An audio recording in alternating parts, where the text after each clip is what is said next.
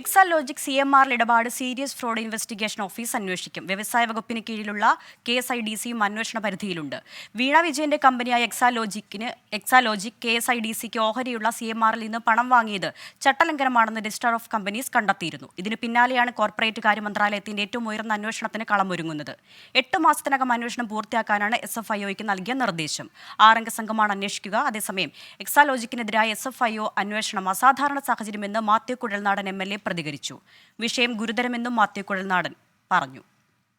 കമ്പനിയുടെ പ്രവർത്തനം സുതാര്യമല്ല എന്ന് മാത്രമല്ല, നിയമവിരുദ്ധമായ കാര്യങ്ങൾ നടന്നു എന്ന് പ്രഥമ ദൃഷ്ട്യാ ബോധ്യപ്പെട്ടതിന്റെ അടിസ്ഥാനത്തിലാണ് സീരിയസ് ഫ്രോഡ് ഇൻവെസ്റ്റിഗേഷൻ എന്ന് പറയുന്ന താരതമ്യേന വളരെ ഗൗരവമുള്ള ഒരു കുറ്റകൃത്യത്തിന്റെ ഗണത്തിലേക്ക് പെടുത്തി ഈ കമ്പനിയുടെ പ്രവർത്തനങ്ങൾ അന്വേഷിക്കുന്നു. അതും ഒരു മുഖ്യമന്ത്രിയുടെ മകൾ നടത്തുന്ന ഒരു കമ്പനി ഒരു സീരിയസ് ഫ്രോഡ് ഇൻവെസ്റ്റിഗേഷൻ ഏജൻസിയുടെ റഡാറിനുണ്ടല്ലോ, അല്ലെങ്കിൽ അതിന്റെ ഇൻവെസ്റ്റിഗേഷനിൽ വരിക എന്ന് പറയുന്നത് എത്രമാത്രം ഗൗരവമുള്ള കാര്യമാണ് എന്ന് നമ്മളെല്ലാവരും വിലയിരുത്തണം. ഒരുപാട് ദുരൂഹമായ ഇടപാടുകൾ ഈ കമ്പനി നടത്തിയിട്ടുണ്ട്. ഇത് രേഖകൾ സംസാരിക്കുമെന്നും സത്യം പുറത്തുവരുമെന്നും പരാതിക്കാരനായ ഷോൺ ജോർജ് 24 പറഞ്ഞു. വലിയ സന്തോഷമുണ്ട്. കാരണം ഈ കേസ് എന്ന് പറയുന്നത് കേരള സംസ്ഥാനത്തെ ഒരു പബ്ലിക് ലിമിറ്റഡ് കമ്പനി 135 കോടി രൂപ അഴിമതി പണമായി വിവിധ രാഷ്ട്രീയ നേതാക്കൾക്കും മതസംഘടനകൾക്കും ട്രേഡ് യൂണിയനുകൾക്കും വിതരണം ചെയ്തു എന്ന് ഇന്ത്യയിലെ ഒരു ജുഡീഷ്യൽ ബോഡിയുടെ ഒരു റിപ്പോർട്ട് ഉണ്ടായിട്ട് അതിന്മേൽ അന്വേഷണം ഉണ്ടായിട്ടില്ല. ആ അന്വേഷണമാണ് ഞാൻ ആവശ്യപ്പെട്ടത്. ആ അന്വേഷണം ഇപ്പോൾ ആരംഭിക്കാൻ ഇപ്പോൾ ഇത്തരത്തിലൊരു ഓർഡർ ആകാൻ കഴിഞ്ഞതിൽ എനിക്ക് ഏറെ സന്തോഷമുണ്ട്. സലീം മാലിക്കുണ്ട് തിരുവനന്തപുരത്ത് നിന്നും വിവരങ്ങൾ നൽകാൻ. സലീം, എക്സാലോജിക്കിന് കൂടുതൽ കുരുക്ക് മുറുകുകയാണ്. ഏതെല്ലാം ഘടകങ്ങളാണ് എക്സാലോജിക്കിനെതിരായി ഇപ്പോൾ പുതിയ കണ്ടെത്തലുകളായി പുറത്തു വന്നിട്ടുള്ളത്?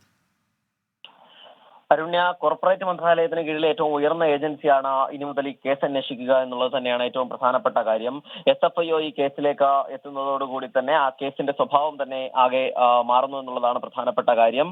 നേരത്തെ തന്നെ സർക്കാർ SFIO ഈ കേസ് ഏറ്റെടുക്കുമെന്ന് ബോധ്യപ്പെട്ടതാണ്. പക്ഷേ അതിന് രാഷ്ട്രീയ ആയുധമാണ് എന്ന് മാത്രം പറഞ്ഞ് എളുപ്പത്തിൽ പ്രതിരോധിക്കാൻ സർക്കാരിന് കഴിയില്ല എന്നുള്ളതാണ് പ്രധാനപ്പെട്ട കാര്യം.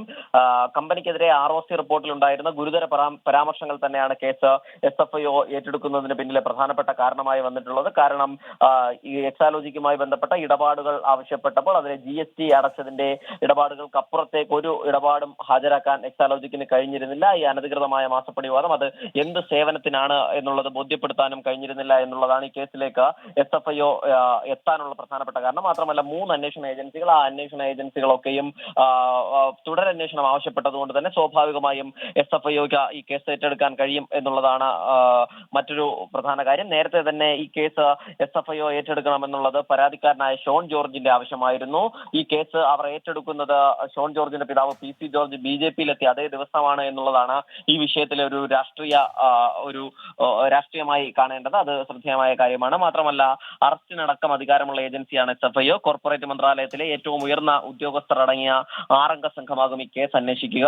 Additional director Prasad Hadalli, deputy director M Arun Prasad, K Prabhu, A Gokulnath, KMS Narayanan, Varun BS എന്നിവരാണ് ഈ സംഘത്തിലുള്ളത്. കാർത്തി ചിദംബരത്തിനെതിരായ Aircel Maxis case, popular finance ചിട്ടി തട്ടിപ്പ് കേസ്, വാസന ഐക്കെയർ കേസ് തുടങ്ങിയ കോളിളക്കം സൃഷ്ടിച്ച നിരവധി കേസുകൾ അന്വേഷിച്ച ഉദ്യോഗസ്ഥനാണ് സംഘത്തിലുള്ള അരുൺ പ്രസാദ്. എന്തായാലും സംസ്ഥാന വ്യവസായ വകുപ്പിന് കീഴിലുള്ള ISTIC, KSIDC തുടങ്ങിയവയും ഈ കേസുമായി ബന്ധപ്പെട്ട അന്വേഷണത്തിന്റെ പരിധിയിൽ വരും. അതുകൊണ്ട് തന്നെ സർക്കാരിന് ഉൾപ്പെടെ പ്രതിരോധത്തിലാകുന്ന ഒരു സാഹചര്യമാണ് ഈ കേസുമായി ബന്ധപ്പെട്ട് ഇപ്പോൾ ഉണ്ടായിരിക്കുന്നത്. അരുണ്യ, വീണ വിജയന്റെ കമ്പനി എക്സാലോജിക്കിന് കൂടുതൽ കുരുക്ക് മുറുകുകയാണ്. എക്സാലോജിക്കും CMRലും തമ്മിലുള്ള ഇടപാടാണ് SFIO അന്വേഷിക്കുന്നത്. 8 മാസത്തിനകം ഈ അന്വേഷണം പൂർത്തിയാക്കാനാണ് നൽകിയിരിക്കുന്ന നിർദ്ദേശം. 6 അംഗ സംഘമാണ് അന്വേഷണത്തിനുള്ളത്. അതേസമയം എക്സാലോജിക്കിനെതിരായ SFIO അന്വേഷണം അസാധാരണ സാഹചര്യമെന്ന് മാത്യു കുഴൽനാടൻ MLAയും പ്രതികരിക്കുന്നുണ്ട്. വിവരങ്ങൾ നൽകുകയായിരുന്നു സലീം മാലിക്.